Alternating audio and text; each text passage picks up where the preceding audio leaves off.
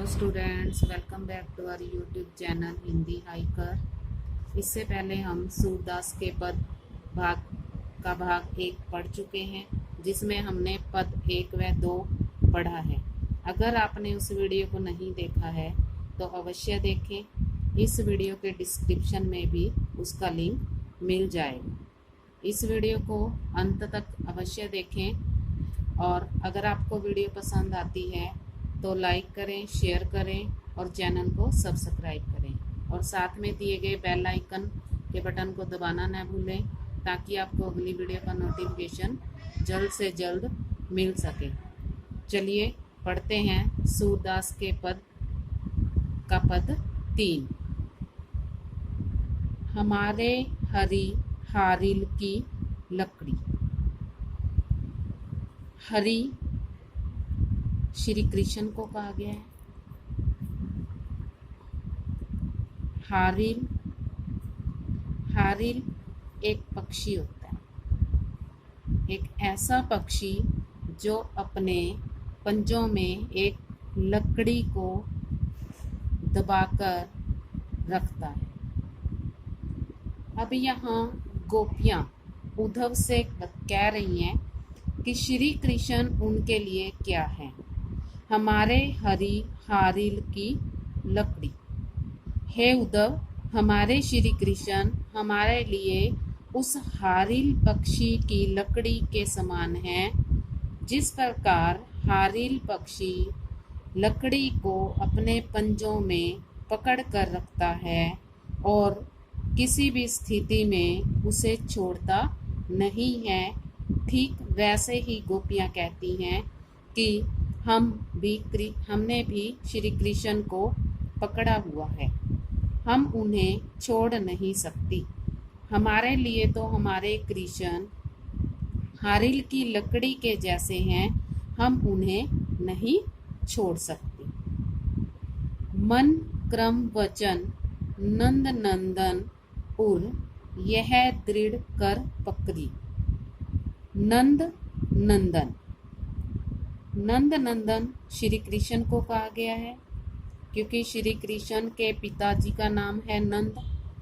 नंद नंदन, नंद का पुत्र श्री कृष्ण। उर हृदय, यह दृढ़ कर पकड़ी। दृढ़ मतलब मजबूती, पकड़ी पकड़ना। अब गोपियां यहाँ क्या कह रही हैं उद्धव से कि मन से, क्रम से और वचन से हमारे हृदय में नंद नंदन अर्थात श्री कृष्ण बस चुके हैं। हमारे हृदय में नंद नंदन इतनी मजबूती से बस चुके हैं कि अगर हम चाहें तो भी उन्हें नहीं छोड़ सकती। जिस प्रकार हारिल पक्षी लकड़ी को मजबूती से पकड़ कर रखता है, ठीक वैसे ही हमारे हृदय ने श्री कृष्ण को मन वचन क्रम से मजबूती से पकड़ कर रखा हुआ है। जागत सोवत स्वपन दिवस निसी कान्हा कान्हा जकरी। जागत जागते हुए,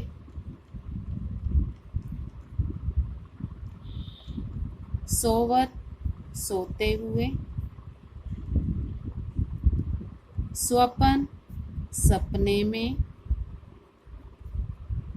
दिवस दिन, निसी रात, कान्हा कान्हा जकरी। जकरी मीन्स धुन लगना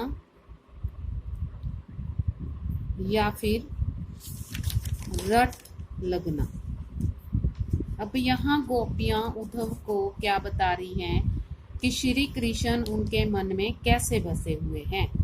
गोपियाँ कहती हैं जागते समय, सोते समय और सपने में दिन रात उन्हें श्री कृष्ण की ही धुन लगी हुई है, श्री कृष्ण की ही रट लगी रहती है, अर्थात उनसे ही मिलन का मन करता है। श्री कृष्ण के बारे में ही उनका जो हृदय है वो सोचता रहता है।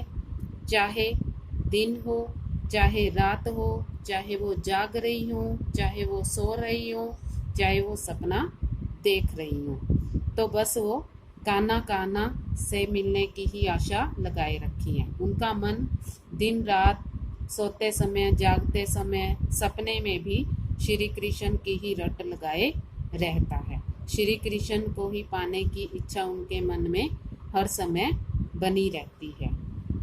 सुनत जोग लागत है ऐसो, ज्यों करुई ककड़ी। करुई कड़वी, ककरी ककड़ी, ज्यों जैसे, ऐसो ऐसे, लागत है लगता है, सुनत सुनने में, जोग जो योग की शिक्षा उद्धव उनके लिए लेकर आए हैं। योग से अभिप्राय उस निर्गुण ब्रह्म से है जिसे हम देख नहीं सकते। गोपियां उद्धव को कहती हैं कि अभी जो तुमने योग का संदेश हमें दिया है, उसे सुनकर हमें ऐसे लगता है जैसे कड़वी ककड़ी हो। जिस प्रकार कड़वी ककड़ी में कोई रस नहीं होता, रस से मतलब स्वाद, और वो किसी को अच्छी नहीं लगती, उसी प्रकार आपकी ये योग शिक्षा या ज्ञान मार्ग हमें अच्छा नहीं लगता, हमें इससे कोई आनंद नहीं मिलता। सूतो व्याधि हमको ले आए, देखी सुनी न करी। अब गोपियां उद्धव को फिर कह रही हैं कि सु यानी कि ये व्याधि, व्याधि मतलब रोग या बीमारी, हमको ले आए, हमारे लिए ले आए। देखी सुनी न करी, करी मतलब भोगी। गोपियां उद्धव से कहती हैं कि तुम तो हमारे लिए ऐसा रोग ले आए हो जिसको हमने न तो कभी देखा है, न कभी सुना है, और न ही कभी करके देखा है। करके देखा से यहाँ मतलब है कि कभी हमने ऐसा रोग भोगा है, ना ही हमारे पर कभी ऐसी बीमारी आई है जिस प्रकार की बीमारी तुम हमारे लिए ले आए हो।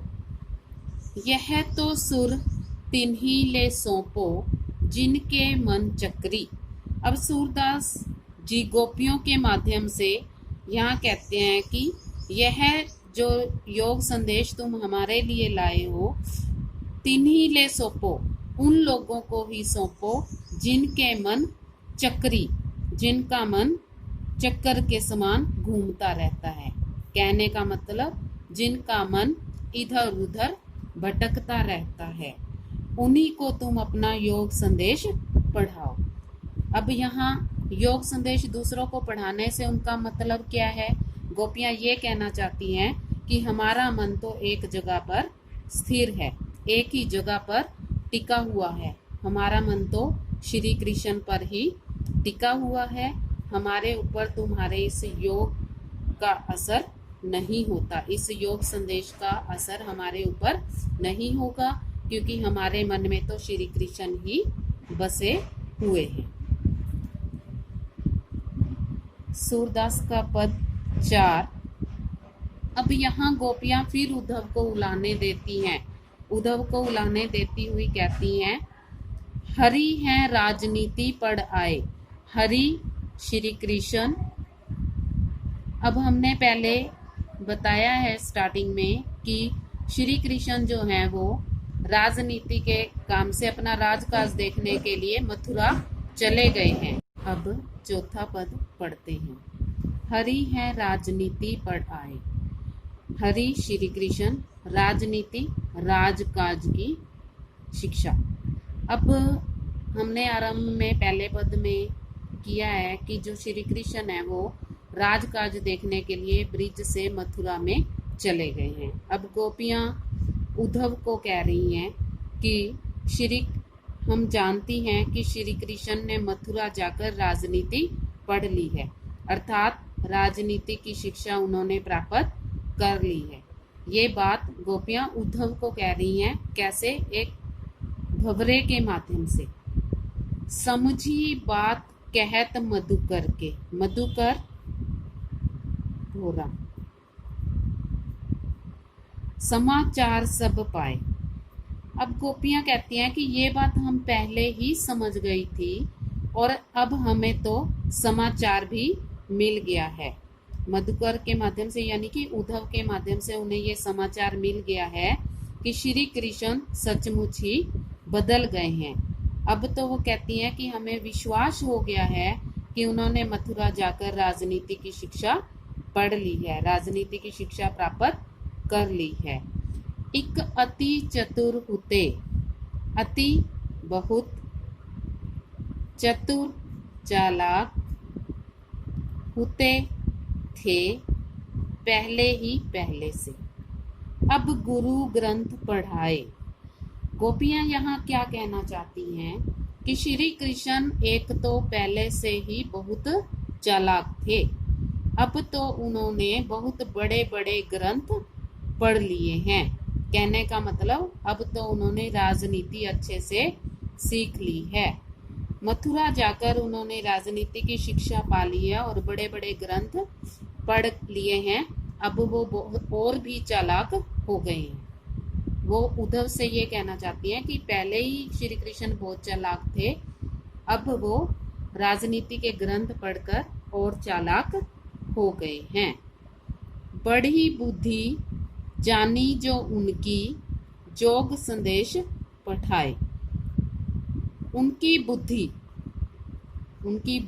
उनकी सोचने विचारने की शक्ति जो है वो और बढ़ गई है।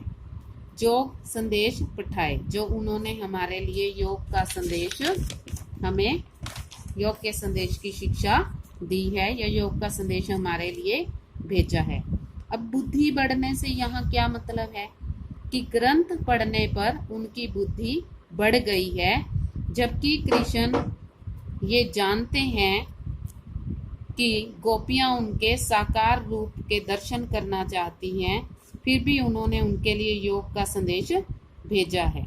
उन्हें श्री कृष्ण का ये योग का संदेश अच्छा नहीं लगा, क्योंकि योग संदेश में उन्होंने निर्गुण ब्रह्म को पाने के लिए कहा है, जबकि वो तो सगुण साकार श्री कृष्ण से प्रेम करती हैं, श्री कृष्ण की ही भक्ति करती हैं।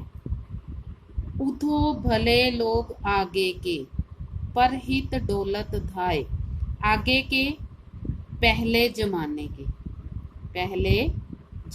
के, परहित दूसरों की भलाई।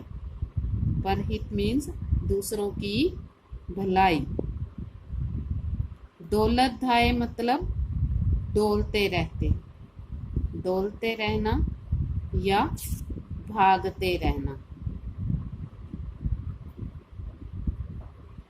अब गोपियां फिर उद्धव को उलाहना देते हुए ताना मार रही हैं उद्धव को।